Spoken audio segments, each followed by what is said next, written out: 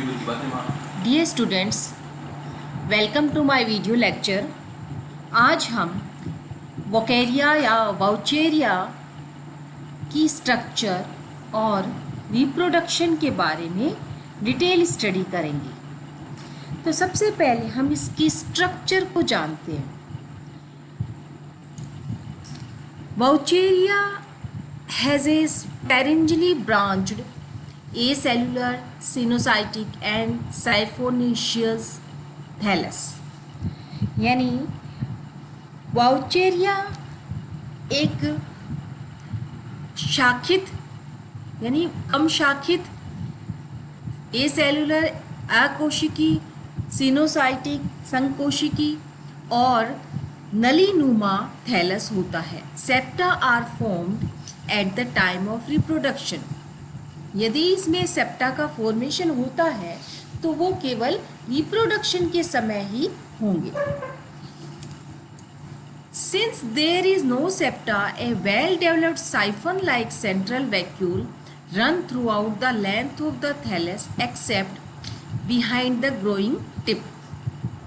चूँकि हमने कहा कि यह एक साइफोनीशियस या नलीनुमा थैलस वाला स्ट्रक्चर होता है, तो इसमें एक सेंट्रल वैक्यूल जो है पूरी लेंथ में इसके पाया जाता है। केवल इसकी ग्रोइंग टिप्स जो इसके एकदम थैलस के ब्रांचेस के टिप्स पर होता है वहाँ पर नहीं पाई जाएगी। और ये जो वैक्यूल होता है इसमें सेल सेप पाया जाता है। The nuclei lie toward the center and chromatophores towards the periphery in the protoplasm. इसका जो थैलस होता है उसमें न्यूक्लियाई तो सेंटर की तरफ, केंद्र की तरफ पाए जाते हैं, और जो क्रोमेटोफोर्स होते हैं वो इसमें थैलस के पेरिफेरी की तरफ पाए जाते हैं। इन बातों को हम इस थैलस के स्ट्रक्चर के द्वारा जानेंगे। जैसे ये वोकेरिया का थैलस का स्ट्रक्चर है, तो इसमें इस थैलस के नीचे की तरफ कुछ राइजोइड्स पाए जाते हैं, और ये राइजोइड्स अधिकतर इसकी टेरेस्ट्रियल स्पीसीज जो होती है उनमें पाए जाते हैं। इसके अलावा इनमें ऊपर का जो थैलस है उसमें ब्रांचेस पाई जा रही है। यहाँ सेंट्रल वैक्यूल पाया जा रहा है, और सेंट्रल वैक्यूल के बाहर जो है इसका साइटोप्लाज्म की लेयर पाई जाती है, और उसमें इसके क्रोमेटोफोर्स जैसे कि हमने कहा कि बाहर की तरफ पाए जाते हैं, और क्रोमेटोफोर्स के भीतर की तरफ न्यूक्लियस पाए जाते हैं। इसी बात को हम इन दो डायग्राम्स के माध्यम से और अच्छी तरह से समझ सकते हैं। जैसे कि फिगर 8 के अंदर आपको बताया जा रहा है longitudinal section of the tip of A vegetative filament. Longitudinal section है इसमें। तो जैसे कि हमने कहा कि इसके थैलस के बीच में एक नलीनुमा वैक्यूल पाई जा रही है, तो ये तो हो गई आपकी इसमें वैक्यूल। वैक्यूल में हमने कहा कि सेल सेप पाया जाता है, और वैक्यूल के बाहर इसके जो भी सेल ऑर्गेनेल्स हैं वो इसमें पाए जाते हैं, जिनमें हमने कहा कि इसके क्रोमेटोफोर्स पाए जा रहे हैं। क्रोमेटोफोर्स हमने कहा कि कुछ पेरिफेरी की तरफ पाए जाते हैं, और न्यूक्लियस कुछ अंदर की तरफ। ये जो पेरिफेरी है, ये पेरिफेरी है, इससे अंदर की तरफ न्यूक्लियस जो है इसमें पाए जाते हैं। और इसमें जो है चूँकि ये नलीनुमा थैलस है इसलिए इसमें एक से अधिक न्यूक्लियस पाए जाते हैं। इसके अलावा अन्य कोशिकीय स्ट्रक्चर्स जो है जैसे माइटोकॉन्ड्रिया है, एंडोप्लाज्मिक रेटिकुलम है, भी इसमें पाए जाते हैं। और यहाँ पर ये आपको दिखाया जा रहा है transverse section of vegetative filament.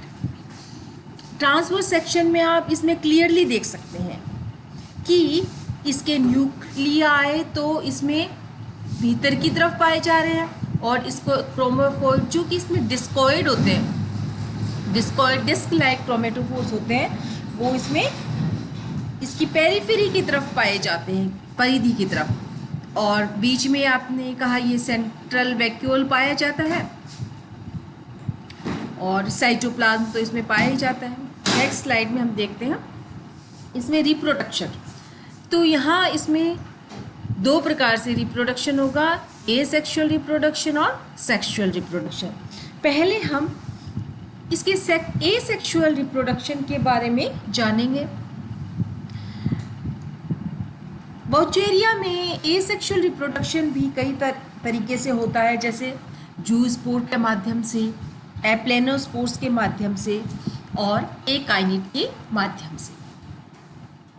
सबसे पहले हम जानेंगे reproduction, asexual reproduction by zoospore. तो इसमें जो जूस्पोर के माध्यम से रिप्रोडक्शन होता है वह अधिकतर इसकी जलीय जातियों में होता है। जलीय जातियों में जनन की यह एक सामान्य विधि है। जब कुछ स्पेशल एनवायरमेंटल फैक्टर्स होते हैं, जैसे ह्यूमिडिटी अधिक होना, न्यूट्रिटिव सब्सटेंस की कुछ कमी होना, प्रकाश की कुछ कमी होना, तब इसमें ये बीजाणु जो है अधिक मात्रा में बनते हैं। जूस्पोर्स का फॉर्मेशन किस में होगा? जूस्पोर्स का फॉर्मेशन होगा स्पोरेंजिया में, और इस स्पोरेंजिया को क्या कहेंगे? जूस्पोरेंजिया कहेंगे। हमने बात की थी कि इसमें सेप्टम नहीं पाए जाते, लेकिन रिप्रोडक्शन के समय इसमें सेप्टम का फॉर्मेशन हो जाता है। इट इज कट, यानी zoospore is cut from rest of the filament by transverse septum. यहाँ पर एक इम्पोर्टेंट बात रहेगी, there is reversion in the position of the nuclei and chloroplast. यानी जब इसमें जूस्पोर्स का फॉर्मेशन होगा तो न्यूक्लियस और क्लोरोप्लास्ट की पोजीशन जो है वेजिटेटिव थैलस की तुलना में बिल्कुल विपरीत हो जाएगी। इसका अर्थ है कि जूस्पोर में क्लोरोप्लास्ट केंद्र या सेंटर की तरफ पाए जाएंगे और न्यूक्लियाई इसके बाहर की तरफ या पेरीफेरी की तरफ पाए जाएंगे। यहाँ पर जो ये जूस्पोर होता है उसमें फ्लैजिला पाए जाएंगे, क्योंकि जूस्पोर का मतलब ही है कि फ्लैजिला का पाया जाना, लेकिन यहाँ पर फ्लैजिला जो होंगे वो कैसे होंगे? अनइक्वल लेंथ के होंगे। इस जूस्पोर में आई स्पॉट और पायरिनोइड नहीं पाए जाएंगे, और इस जूस्पोर का रिलीज जूस्पोरेंजियम की वॉल के जिलेटिनाइज होने से वहाँ पर एक एपर्चर बन जाएगा और उस एपर्चर से जूस्पोर जो है बाहर निकल जाएगा। एक बात आपको यहाँ पर ध्यान रखनी है, वाउचेरिया में जो जूस्पोर्स होते हैं उनको सिन जूस्पोर्स कहते हैं। सिन जूस्पोर्स इसलिए कहते हैं क्योंकि यह जूस्पोर मल्टी न्यूक्लिएट और मल्टी फ्लैजिलेट होता है। कैसा होगा? मल्टी न्यूक्लिएट और मल्टी फ्लैजिलेट जूस्पोर्स का फॉर्मेशन यहाँ पर होता है। इसके लिए कहा जाता है कि यह एक संयुक्त संरचना है, इसलिए इसको कंपाउंड जूस्पोर या संचल बीजाणु या सिनोजूस्पोर भी कहते हैं। ऐसा माना जाता है कि जो जूस्पोरेंजियम में जीव द्रव्य या प्रोटोप्लास्ट का डिवीजन और सेप्टम फॉर्मेशन नहीं होने के कारण जो है इस प्रकार के जूस्पोर फॉर्म होते हैं। तो इस चीज़ को जो है हमने इन डायग्राम्स के माध्यम से और क्लियर करना है। पहले आप यहाँ से देखेंगे, डायग्राम ए के अंदर देखेंगे, यहाँ पर जूस्पोर का फॉर्मेशन स्टार्ट हो गया। जूस्पोर का फॉर्मेशन कोई भी इसकी ऊर्ध्व ब्रांच या इरेक्ट ब्रांच है उसके द्वारा होता है। ऊपर से कुछ ये स्वोलन हो जाती है, इस तरह से आप देख रहे हैं। नेक्स्ट आप बी डायग्राम में देखेंगे। बी डायग्राम में यहाँ पर सेप्टा का फॉर्मेशन हो चुका है। जैसे कि हमने कहा कि सेप्टा का फॉर्मेशन केवल रिप्रोडक्शन के समय होगा, तो इसके ऊपर वाले भाग को क्या कह देना है आपको? जूस्पोरेंजियम। जूस्पोरेंजियम। सी डायग्राम में हम देखेंगे कि जो जूस्पोर का फॉर्मेशन हो चुका है और इसको हमने क्या कहा है? सिनजूस्पोर। और यहाँ पर सी डायग्राम में सिनजूस्पोर का रिलीज दिखाया जा रहा है। एपर्चर के माध्यम से, एपर्चर के द्वारा रिलीज हो गया है। डी डायग्राम में आप देखेंगे कि एम्प्टी जूस्पोरेंजियम दिखाया जा रहा है। और ई डायग्राम से में आपको सिनजूस्पोर की स्ट्रक्चर का पता चलता है। ये एक मल्टी न्यूक्लिएट और मल्टी फ्लैजिलेट कंपाउंड जूस्पोर होता है, इसलिए इसको सिनजूस्पोर कहते हैं। एफ डायग्राम जो है वो कंप्लीटली आपको इसका स्ट्रक्चर और क्लियर दिखाता है। और क्लियर कैसे? कि इसमें अब यहाँ पर वैक्यूल का भी फॉर्मेशन हो चुका है। देखिए, ध्यान देने की बात है कि यहाँ पर क्रोमेटोफोर्स जो है इसमें सेंटर की तरफ लगे हुए दिखाई दे रहे हैं और न्यूक्लियस जो है वो इसकी परिधि की तरफ है, न्यूक्लियस। और इन न्यूक्लियस से ही इनके जो है फ्लैजिला का फॉर्मेशन होता है। तो एफ डायग्राम जो है इसका कंप्लीट स्ट्रक्चर ऑफ जूस्पोर को दिखाता है।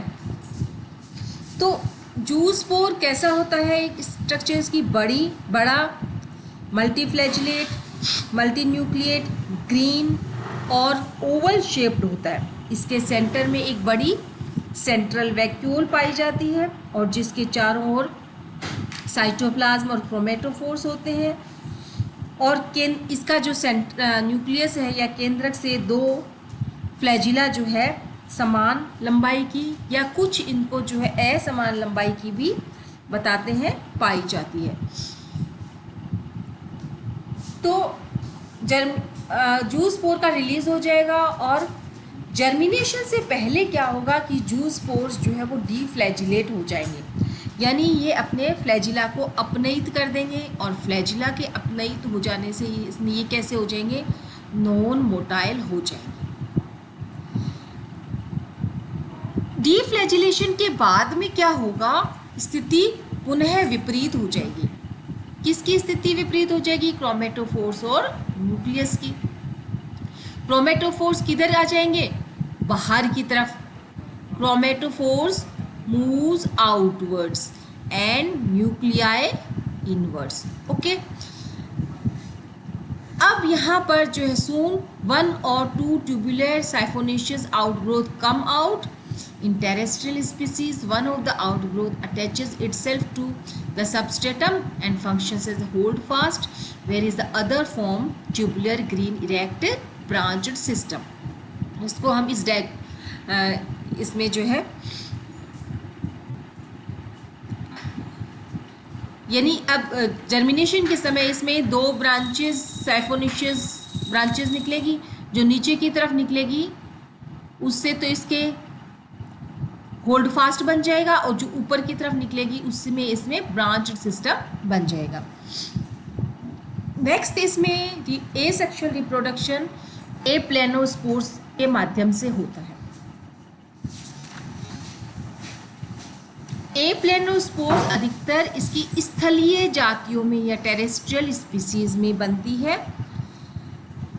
जूस्पोर की तरह एप्लेनोस्पोर्स भी एक स्पोरेंजियम में बनते हैं और उस स्पोरेंजियम को एप्लेनोस्पोरेंजियम कहते हैं।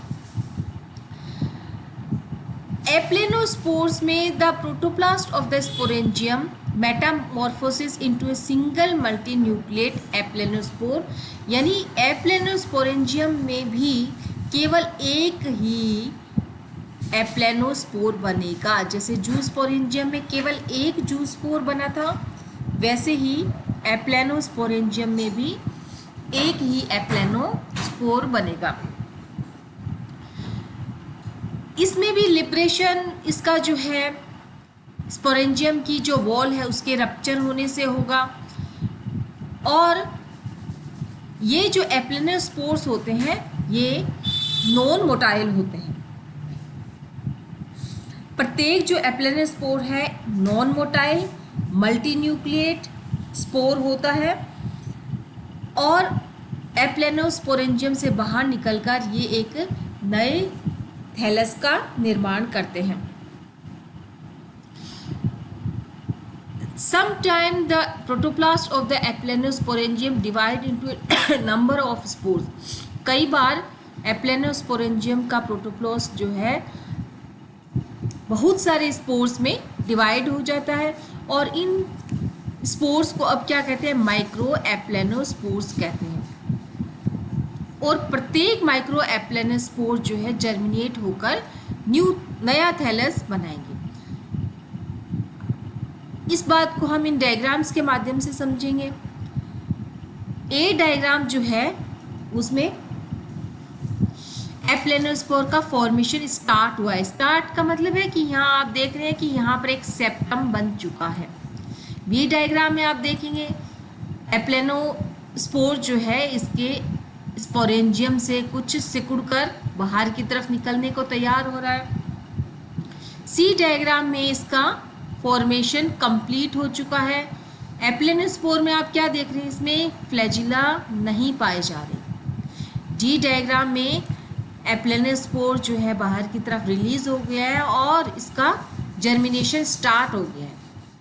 जर्मिनेटिंग एप्लेनोस्पोर में आप देख रहे हैं दो ब्रांचेस निकल रही है, एक तो नीचे की तरफ है और ऊपर की तरफ। नीचे की तरफ जो ब्रांच है उससे होल्ड फास्ट बनेंगे और ऊपर की तरफ जो ब्रांच है उससे इसका ऊर्ध्व शाखित तंत्र या इरेक्ट ब्रांचिंग सिस्टम का फॉर्मेशन होगा।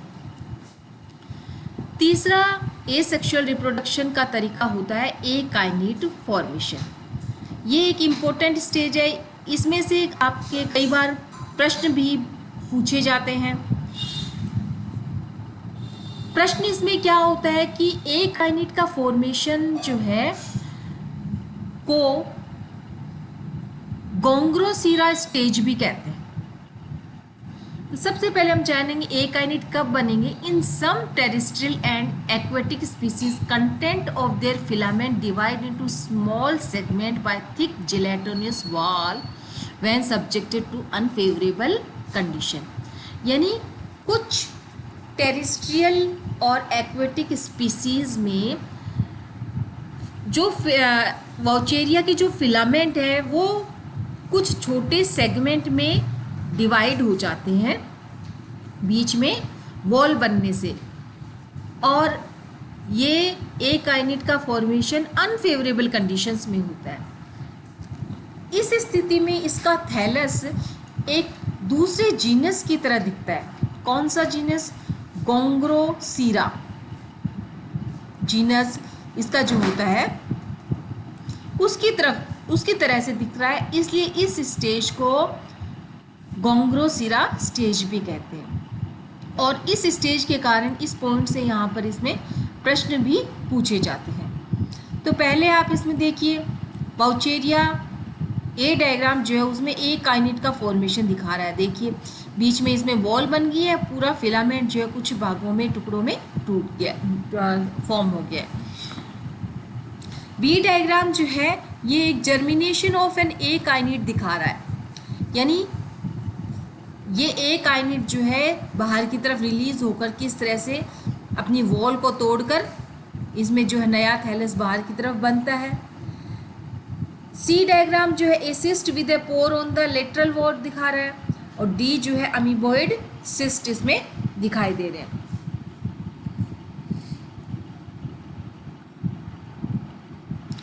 नेक्स्ट हम इसमें जानेंगे कि वाउचेरिया में सेक्सुअल रिप्रोडक्शन किस तरह से होता है।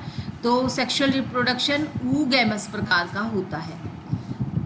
ऊगैमस प्रकार का सेक्सुअल रिप्रोडक्शन का मतलब है कि इसमें मेल और फीमेल रिप्रोडक्टिव ऑर्गन्स कौन से होंगे? मेल रिप्रोडक्टिव ऑर्गन तो होगा इसमें एंथेरेडियम। तो एंथेरेडियम का डेवलपमेंट होगा, या तो इसके जो मेन फिलामेंट है उस पर हो जाएगा, या कोई इसकी लेटरल ब्रांच पर हो जाएगा इसका एंथेरेडियम का निर्माण। और एंथेरेडियम में निर्माण होने के बाद उसमें क्या बनेंगे, एंथरजूइड्स बनेंगे। एंथरजूइड्स क्या होते हैं, मेल गैमेट्स को कहते हैं। तो किस तरह से होगा, एंथेरेडियम जो है उसमें न्यूक्लियर जो प्रेजेंट होंगे उनमें खूब सारे माइटोटिक डिवीजन होगा पहले, और माइटोटिक डिवीजन होने से उनके न्यूक्लियस के चारों ओर प्रोटोप्लास्ट कलेक्ट होकर क्या बन जाएंगे, यूनिन्यूक्लिएट सेगमेंट बन जाएंगे। और प्रत्येक यूनिन्यूक्लिएट सेगमेंट जो है वो क्या बना देगा, एंथरजूइड्स बना देगा। यानी हम कहेंगे वाउचेरिया के एंथेरेडियम में बहुत सारे बायोफ्लैजिलेट स्पिंडल शेप्ड एंथरजूइड्स का फॉर्मेशन हो जाता है, और जिनके फ्लैजिला इक्वल लेंथ के होते हैं। और मैच्योर होने के बाद में एंथेरेडियम में एपर्चर बन जाएगा, और उस एपर्चर से एंथरजूइड्स जो है रिलीज हो जाएंगे। फीमेल रिप्रोडक्टिव ऑर्गन कौन सा होगा, oogonia होगा। oogonia इसमें आपको याद रखना है कहाँ पर बनेगा, एंथेरेडियम के पास में, या यूं कहेंगे at the base of the antheridium oogonia का फॉर्मेशन होगा, यानी दोनों का पास पास में फॉर्मेशन होगा। पहले इसमें जब oogonia का फॉर्मेशन होगा तो इसमें एक साइटोप्लाज्म का मास बन जाएगा, multi nucleate mass of cytoplasm बनेगा, और इस मास को क्या कहते हैं, वॉन्डर प्लाज्म कहते हैं। तो जहाँ पर oogonia, वाउचेरिया में oogonia का फॉर्मेशन की बात आती है तो इस वॉन्डर प्लाज्म का आप ज़रूर रेफरेंस देंगे। ये वॉन्डर प्लाज्म जिसमें बहुत सारे न्यूक्लियस होते हैं और एक प्रकार का मास ऑफ साइटोप्लाज्म होता है, साइज में इंक्रीज करेगा और oogonia का फॉर्मेशन कंप्लीट होगा, सेप्टम बन जाएगा। बाद में इसमें अधिकतर न्यूक्लियस जो है वो डीजेनरेट हो जाएंगे, लास्ट में इसमें केवल एक ही न्यूक्लियस बचेगा, इसमें oogonia में। और इस oogonia जब मैच्योर हो जाएगा तो इसमें एक रिसेप्टिव स्पॉट भी पाया जाएगा। तो एंथेरेडियम और oogonia के डेवलपमेंट और इनके फर्टिलाइजेशन को हम इस डायग्राम के माध्यम से बहुत अच्छी तरह से समझ सकते हैं। ए डायग्राम देखिए, ए डायग्राम में एक एंथेरेडियल ब्रांच बन चुकी है। एंथेरेडियल ब्रांच वह इरेक्ट थैलस होगा जो एंथेरेडियम बनाएगा, और आपको ध्यान रखनी है कि ये ब्रांच कुछ कर्व्ड होएगी, कर्व्ड, और इसके पास में ही वंडर प्लाज्म बनना भी शुरू हो चुका है। वंडर प्लाज्म क्या है, mass of multi nucleate cytoplasm. B diagram में इनका फॉर्मेशन कुछ और हो गया है, इसमें कर्वेचर कुछ और बढ़ गया है। सी डायग्राम में आप देखिए और अधिक इसमें फॉर्मेशन हो चुका है। डी डायग्राम में इनका क्लियर, इनमें सेप्टम बन चुके हैं, oogonia का अपना सेप्टम और एंथेरेडियम का अपना सेप्टम बन चुका है। और ई डायग्राम में इस तरह से कंप्लीट इनका फॉर्मेशन हो गया है। एफ डायग्राम में आप देखिए रिसेप्टिव स्पॉट या बीक बन चुकी है, और ध्यान रखेंगे एंथेरेडियम में अब किसका फॉर्मेशन हो चुका है, एंथरजूइड्स आपको दिख रहे हैं इस डायग्राम में, एंथरजूइड्स बन चुके हैं। और यहाँ पर आप देखिए oogonia बन चुका है। oogonia में आप ध्यान रखेंगे एक ही न्यूक्लियस पाया जा रहा है। जी डायग्राम देखिए, एंथरजूइड्स रिलीज हो चुके हैं, और जब इसका फर्टिलाइजेशन होता है तो इसमें दोनों ऑर्गन्स यानी एंथेरेडियम और oogonia कभी भी डायरेक्ट कांटेक्ट में नहीं आते हैं। होता क्या है, जब oogonia डेवलप हो जाती है तो इसके रिसेप्टिव स्पोर्ट से एक छिद्र के द्वारा जिलेटिनस ड्रॉप बनती है। क्या बनती है, जैसे यहाँ पर ये छिद्र है, यहाँ पर क्या बनेगी, जिलेटिनस ड्रॉप बनेगी। इस ड्रॉप में कई एंथरजोइड्स जो है वो प्रवेश कर जाते हैं या घिर जाते हैं। इस ड्रॉप के माध्यम से कई एंथरजोइड्स oogonia में एंटर करते हैं, लेकिन उनमें से केवल एक ही एंथरजोइड एग के साथ में फ्यूज होता है और क्या बनता है, oospore बनेगा। ऐसे डायग्राम में आप क्लियरली मेल और फीमेल न्यूक्लियाई को देख रहे हैं, जो दोनों ही किस में आ गए हैं, एंथरजोइड्स का न्यूक्लियस भी किस में आ गया है, oogonia में। आई डायग्राम में आप इसका जाइगोट, इसका फॉर्मेशन हो चुका है, दोनों न्यूक्लियस के फ्यूजन से क्या बन जाता है, जाइगोट बन जाता है। और वह जाइगोट बाद में भित्ति युक्त होकर क्या बना लेता है, oospore बना लेता है। नेक्स्ट स्लाइड में इसमें हम कहेंगे कि जाइगोट जो है उसमें हमने कहा था वो लेयर बन जाती है, भित्ति बन जाती है, लगभग 3-7 लेयर्ड वॉल बन जाती है। अब उसको क्या कहेंगे, oospore कहेंगे। और ये oospore जो है जर्मिनेट होकर क्या बनाएगा, वापस सिनोसाइटिक थैलस बना लेगा। जर्मिनेशन डायग्राम आप देखिए, ये oospore है। oospore अपनी इसमें जो है वॉल का ब्रेकडाउन होगा और थैलस जो है इस तरह से बाहर की तरफ जर्म ट्यूब के रूप में निकलकर ब्रांचड हो जाएगा। नीचे की तरफ जो ब्रांचेस होंगे वो तो राइजोइड्स बनाएंगे और ऊपर की तरफ इरेक्ट ब्रांचिंग बनेगी इसमें। तो इस तरह से आपने बाउचेरिया में इसका वेजिटेटिव स्ट्रक्चर, एसेक्सुअल रिप्रोडक्शन और सेक्सुअल रिप्रोडक्शन के बारे में डिटेल रूप में जाना है।